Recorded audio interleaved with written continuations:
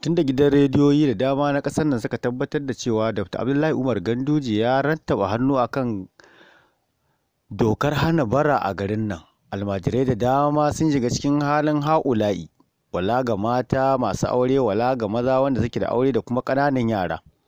Ganin halin da su kansu mutanen gida ma da su da matansu da 'ya'yansu ba kasafai suke samun abin da za su yi ba, balle ma har su taimaka da almajiran.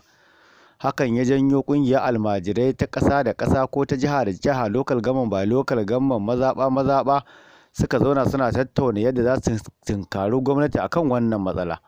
Ko dai a ringa ba su abinci kullum sau 3 a rana, ko kuma su tattara kayansu su bar garin, in ya so sa ga wanda za su ringa yin addu'a a garin. Domin kuwa dai almajiran sun tabbatar da cewa su mutanen garin wanda suke da hannu da shuni, masu kuɗin a ajiye ko masu kuɗin na gwamnati, wanda ba sa iya ba da sadaka bare zakka, gaba ɗaya ba sa ƙaunar Allah bare annabinsa.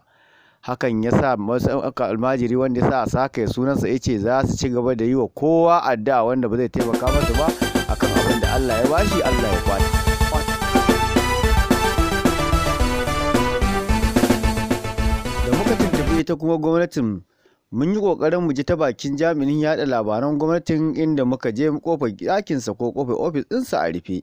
To amma dai wani shi ma da ya ce a saka sunansa ya tabbatar mana da cewa gwamnatin ta yi bakin ƙoƙarinta kuma ta yi tanajin ciyar da wayannan ɗalibai a gurin da za su a sakaya su, wato su mabaratan.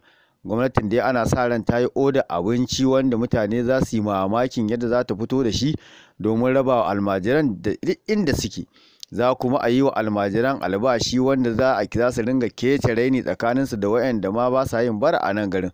To mu dai addu'a mu Ubangiji Allah ya sa a kyautata wa kowa da kowa don mu samu salama. Assalamu alaikum.